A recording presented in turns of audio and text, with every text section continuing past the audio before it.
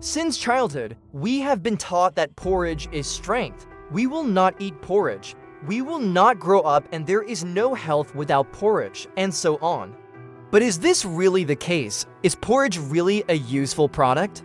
But in reality, everything is not so simple, and some types of cereals are very harmful to us, while some others are useful for us. We will find out how to figure it all out in this video, so watch it to the end. It will be very interesting, and maybe you will greatly change your opinion about some types of porridge.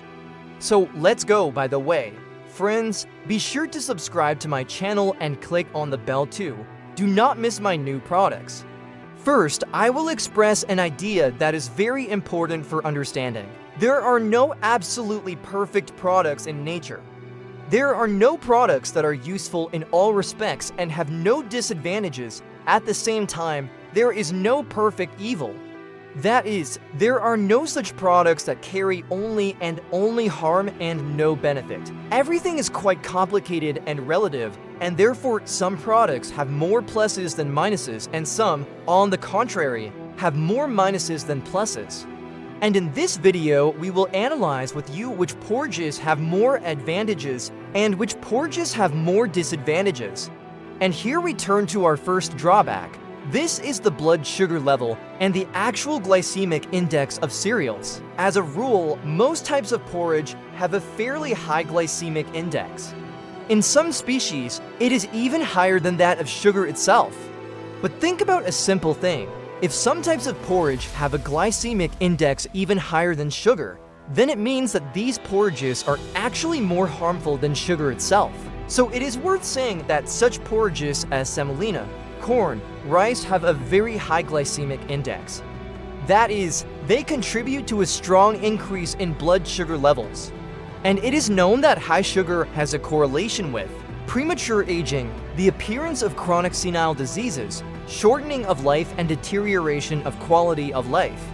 And in general, products with a high glycemic index are pro-inflammatory. That is, they provoke permanent micro-inflammations. Well, actually, this is one of the main mechanisms of our aging and body wear. We eat more sugar or any other foods with a high glycemic index. We age faster. We get sick more often. So from the point of view of the glycemic index, as I have already said, the most undesirable cereals are corn, semolina, and rice, but the most desirable ones, that is, where the glycemic index is lower, are pearl barley, pea, and buckwheat. However, it is worth saying that the glycemic index there is not that very low. Just relative to other cereals, it is not high. But it is worth understanding that, in general, all porridges are carbohydrates. But by the way, the glycemic index very much depends on how we cook porridge. For example, we simply add sugar or not. Very often, sugar is added to the porridge. Of course, this increases the glycemic index. But if we add butter to porridge, it is known that by adding fats to our diet, the glycemic index will decrease. We can also cook porridge in different ways too.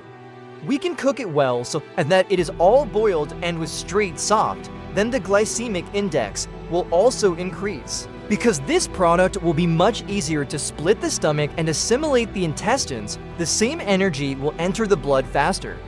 Or we can just barely finish it.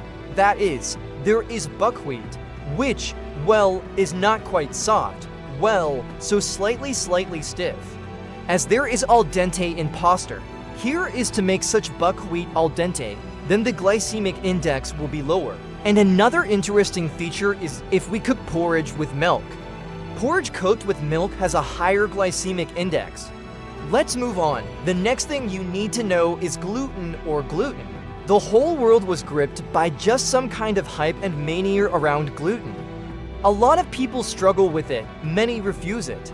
And yes, it is really proven that about 1 to 2% of the world's population have a very serious gluten intolerance, and these people absolutely cannot eat gluten. The remaining 98% of the population can use gluten. It does not lead to any acute and obvious effects. But there's one but. The fact is that allergies can be both open, obvious, and hidden and invisible to a person. And so we may not know. But how many of these people who tolerate gluten normally actually have a hidden allergy and gluten intolerance that is invisible to the person himself? So the leaders in gluten content are spelt, barley, and rye. And is it possible to somehow still understand whether I personally have this most insidious hidden gluten intolerance? It's actually very simple to check. Eliminate gluten from your diet for 2 weeks and take a closer look at your feelings. It often happens that people feel better. People suddenly have more energy somehow. Digestion works better, but it's somehow more comfortable in the stomach. It can also affect the emotional sphere. While for many other people, no changes occur. And so here you can really make a simple conclusion. Try to give up gluten for 2 weeks. It will get better. Great. Then give it up for life and you will live happily ever after. And if nothing changes for you, it means that your body copes perfectly with gluten and, in principle, you cannot impose such restrictions on yourself. Let's move on. Separately, it is worth mentioning about semolina porridge. Since childhood, we have been taught that semolina porridge is almost the goddess of all porridges. So this is absolutely empty food. It's like eating a plate of sugar. There is no benefit in it. The glycemic index is high. There are no vitamins and minerals. Semolina porridge will also interfere with our body's assimilation of such valuable substances as vitamin D, iron, and calcium. So there is nothing but naked energy there. Of course, we also need energy. Everything is clear here. We have to live, we have to move, and so on. But we don't eat sugar for breakfast, do we? Why? Because we understand that these are naked calories and nothing blood. The same can practically be said about semolina porridge. Let's move on. Rice porridge. It should be said that ground rice is generally speaking an unhealthy product. In fact, processed rice is not a source of vitamins or minerals, but simply a source of calories with a high glycemic index. Moreover, everyone knows the strengthening properties of rice and the products made from it. Yes, rice strengthens and greatly inhibits the motility of our intestines, which is actually not healthy. Generally speaking, of all food products, rice is the champion in fasteners. It attaches the most. And stagnation in the intestines is an extremely undesirable thing, because if we rarely go to the toilet in a big way, food gets stuck in the intestines. Later, it can even begin to ferment and rot, and this is fraught with intestinal diseases up to oncology. Therefore, of course, the intestines should work like clockwork. He should be in good shape, he should have a powerful dynamic motor skills, and it is not worth fixing him with rice. So let's summarize all of the above a little and determine, after all, which porridges are better excluded from the diet and which ones are better included in it.